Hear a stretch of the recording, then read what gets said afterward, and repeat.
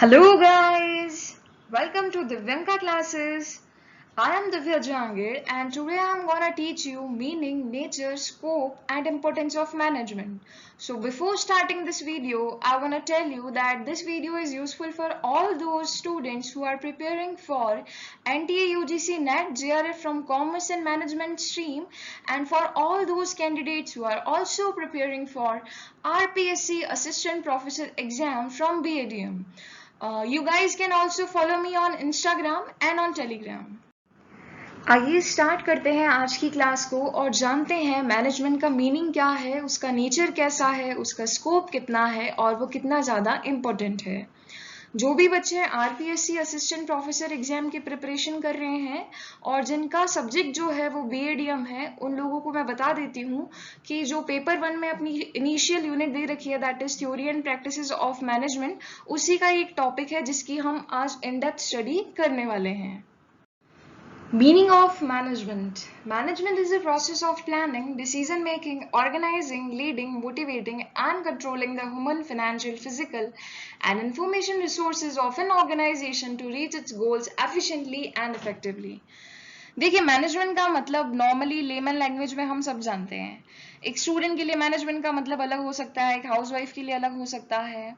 Management का context बदल सकता है पर उसका मीनिंग हमेशा सेम ही रहता है। यहाँ हम ऑर्गेनाइजेशन के कॉन्टेक्स्ट में बात कर रहे हैं तो एक ऑर्गेनाइजेशन के लिए मैनेजमेंट की क्या डेफिनेशन है।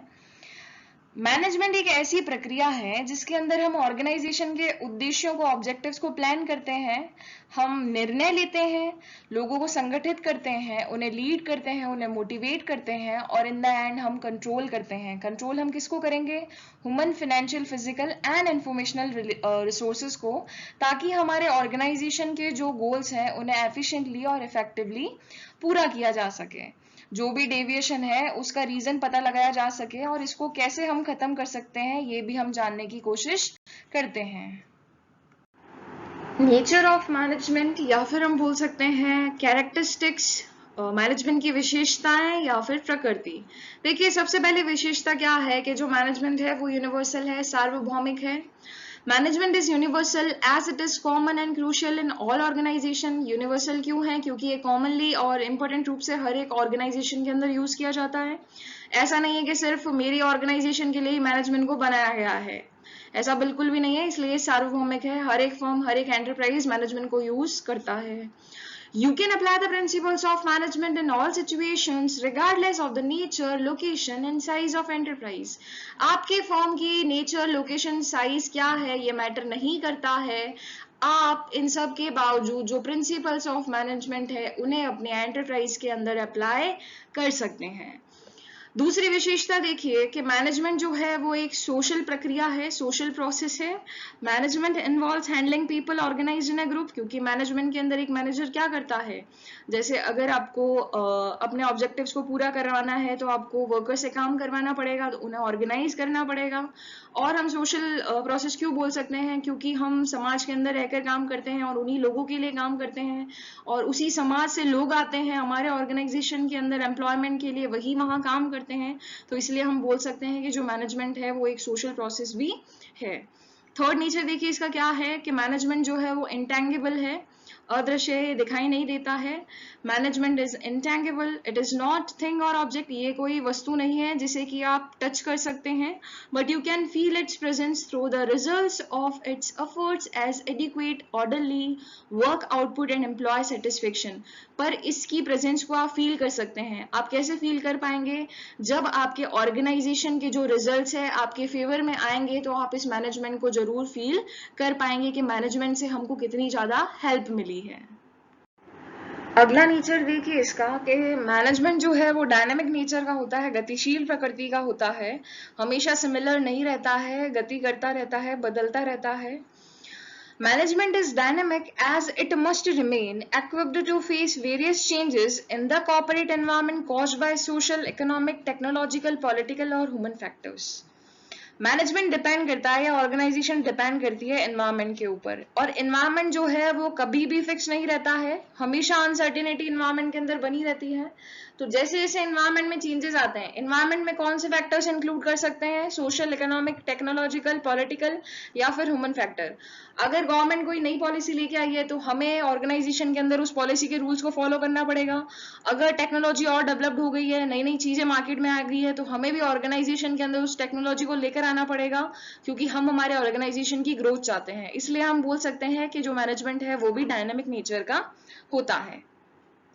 नेक्स्ट नेचर देखिए इसका, या नेक्स्ट कैरेक्टरिस्टिक देखिए, गोल ओरिएंटेड। मैनेजमेंट जो है वो एक गोल ओरिएंटेड एक्टिविटी है। All the activities performed in management processes are goal oriented. आप अपने ऑर्गेनाइजेशन के अंदर जो भी गतिविधि करते हैं, जो भी एक्टिविटी करते हैं, वो सारी गोल ओरिएंटेड होती है। आप अपने उद्देश्यों को पूरा करने के लिए वो क्रिया करते हैं। Management processes aim to achieve the organization's goals that are practical and realistic. तो मैनेजमेंट जो प्रोसेस होती है उसका बेसिकली एम क्या होता है कि वो ऑर्गेनाइजेशन के उन गोल्स को पूरा कर सके जो कि प्रैक्टिकल है और रियलिस्टिक है। नेक्स्ट नेचर देखिए, कोऑर्डिनेटिंग। बिल्कुल समन्वय बिठा के चलना पड़ता है मैनेजमेंट को। Management requires coordination between groups of people. देखिए एक ऑर्गेनाइजेशन के अंदर ग्रुप्स ऑफ पीपल काम करते हैं, अलग अलग लोगों के ग्रुप होते हैं, तो उन ग्रुप्स के खुद के अंदर भी कोऑर्डिनेशन होना जरूरी है। सपोज ये एक ग्रुप है, इसमें बहुत सारे लोग हैं, एक बंदा बोलता है कि मैं इस मेथड से काम करूंगा, दूसरा बोलता है मैं इस मेथड से करूंगा, तीसरा बोलता है तुम दोनों एक काम करो, तुम झगड़ लो, मैं तो अपने घर जाऊंगा। ठीक है, ये बोलता है मैं इधर जाऊंगा, मैं इधर जाऊंगा, ये बोलता है मैं तो अपने घर जाऊंगा। तो ऐसा नहीं हो सकता है, आपको कोऑर्डिनेशन बिठाना पड़ता है। All physical and human resources require efficient coordination to achieve optimal levels of productivity. अगर आपको अपने ऑर्गेनाइजेशन की प्रोडक्टिविटी का ऑप्टिमम लेवल अचीव करना है तो आपको ह्यूमन रिसोर्स और फिजिकल रिसोर्सेज में भी तालमेल बिठाना पड़ेगा। जैसे कि ये ग्रुप ए है और ये ग्रुप बी है, आपने इन दोनों को सिमिलर क्वांटिटी में रिसोर्सेज दिए, पर जो ग्रुप ए है वो प्रोडक्शन काफी ज्यादा करता है और ग्रुप जो बी है वो प्रोडक्शन कम करता है। ऐसा क्यों? क्योंकि ग्रुप ए के जो लोग हैं उनके अंदर कोऑर्डिनेशन जो है वो बहुत अच्छे लेवल का है और ग्रुप बी में वैसा नहीं है। तो ये जो डेविएशन आ रहा है इसका रीजन आपको पता लगाना है और इस जो कोऑर्डिनेशन का जो फैक्टर है इसके अकॉर्डिंग आपको काम करना है। नेक्स्ट देखिए, crucial part of society. Management जो है वो सोसाइटी का बहुत ही महत्वपूर्ण भाग है। Society has a great impact on management and similarly management has an impact of society. समाज का मैनेजमेंट के ऊपर बिल्कुल गहरा प्रभाव पड़ता ही है और मैनेजमेंट का भी सोसाइटी के ऊपर गहरा प्रभाव पड़ता है। Managers are responsible for contributing to society through charity, organization and growth. Managers जो होते हैं वो सोसाइटी के लिए रेस्पॉन्सिबल होते हैं क्योंकि वो कंट्रीब्यूट करते हैं किसके माध्यम से? चैरिटी या फिर ऑर्गेनाइजेशन या फिर ग्रोथ के माध्यम से। अगला नेचर देखिए इसका, प्रोफेशनल। मैनेजमेंट जो है वो एक प्रोफेशन बन चुका है। Managers must have the proper knowledge and managerial training. जो भी आपके ऑर्गेनाइजेशन के मैनेजर्स है उनको मैनेजमेंट की अच्छी खासी ट्रेनिंग दी जानी चाहिए और उनके पास मैनेजमेंट का प्रॉपर ज्ञान होना चाहिए, क्योंकि आपके ऑर्गेनाइजेशन की जो सक्सेस है वो सिर्फ और सिर्फ मैनेजमेंट के ऊपर ही डिपेंड करती है। अगर आपके ऑर्गेनाइजेशन का मैनेजमेंट सिस्टम स्ट्रांग होगा तो आपके ऑर्गेनाइजेशन को सक्सेस जरूर मिलेगी। नेक्स्ट फैक्टर है प्रोसेस। मैनेजमेंट जो है वो एक प्रक्रिया है। Management consist of a sequence of actions that we conduct towards an end. देखिए मैनेजमेंट एक प्रोसेस से चलता है, स्टेप बाय स्टेप हमको फॉलो करना पड़ता है। स्टेप 1 के बाद आप सीधा स्टेप 5 पे जंप करोगे तो ऐसा पॉसिबल नहीं होगा। आपको मैनेजमेंट के स्टेप्स को फॉलो करना पड़ेगा, इसकी प्रक्रिया को फॉलो करना पड़ेगा।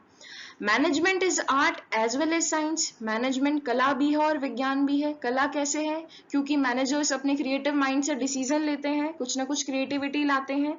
साइंस इसलिए है क्योंकि हम प्रिंसिपल्स ऑफ मैनेजमेंट को फॉलो करते हैं। Relative not absolute activity. Management जो है वो एक रिलेटिव एक्टिविटी है, एब्सोल्यूट नहीं है। इस कैरेक्टरिस्टिक में बहुत ज्यादा कंफ्यूजन होता है बच्चों को। देखिए मेरे ऑर्गेनाइजेशन के अंदर जो मेथड्स, जो टेक्नोलॉजी या फिर जो स्टेप्स मैं आज फॉलो कर रही हूँ या जो मैनेजमेंट की स्टाइल मैं यूज कर रही हूँ, जरूरी नहीं है सेम स्टाइल दूसरा ऑर्गेनाइजेशन फॉलो करे या यही स्टाइल मैं दूसरी सिचुएशन में फॉलो करूँ। तो मैनेजमेंट जो है वो बदलता रहता है, जैसा एनवायरनमेंट होगा वैसा आपको मैनेजमेंट को उसी अकॉर्डिंग बदलना पड़ेगा। ये कोई एब्सोल्यूट एक्टिविटी नहीं है कि आपको एक फंडा दे दिया कि भैया हाँ ये फंडा है और इसी को अप्लाई कर लेना आप हर एक सिचुएशन में, हर एक कंडीशन में।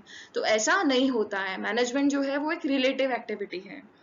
एन एक्टिविटी ऑफ एलाइट, और मैनेजमेंट जो है वो एक एलाइट एक्टिविटी है, सुपीरियर एक्टिविटी है, उच्च तबके का काम है। नेचर ऑफ मैनेजमेंट हम पढ़ चुके हैं, अब हम मैनेजमेंट के स्कोप को देख लेते हैं। We can divide its scope into 2 section. हम मैनेजमेंट के स्कोप को 2 भागों में बांट सकते हैं। देखिए, स्कोप के अंदर मैनेजमेंट के हर एक एस्पेक्ट को कवर करना है। एक्टिविटीज के अंदर बेसिकली हम कौन कौन सी मैनेजमेंट के अंदर क्रियाएं करते हैं उन सभी को शामिल करना है। तो प्लानिंग हो गया, ऑर्गेनाइजिंग हो गया, कोऑर्डिनेशन स्टाफिंग हो गया, डायरेक्टिंग हो गया, या फिर कंट्रोल हो गया। ठीक है, ये सारी एक्टिविटीज आप करते हैं। और बेसिकली इसमें और क्या इंक्लूड कर सकते हैं हम, लीडिंग हो गया, मोटिवेशन हो गया, डिसीजन मेकिंग हो गया, तो ये सब भी आप इसके अंदर इंक्लूड कर सकते हैं। ब्रांचेस की अगर मैं बात करूं तो marketing management, production management, office management, personal management जिसे कि आजकल HRM कहा जाता है, ह्यूमन रिसोर्स मैनेजमेंट, और लास्ट इज फाइनेंशियल मैनेजमेंट। तो ये हमारे मैनेजमेंट का स्कोप हो गया जिसके अंदर हमने एक्टिविटीज को देखा और इसकी ब्रांचेस को देखा। अब हम पढ़ लेते हैं मैनेजमेंट का इंपॉर्टेंस क्या है। इम्पोर्टेंस की अगर मैं बात करूं तो अगर आप अलग अलग बुक्स में पढ़ेंगे या फिर आप गूगल पर भी पढ़ेंगे तो आपको बहुत सारे फैक्टर्स मिलेंगे और बहुत सारे पॉइंट्स मिलेंगे।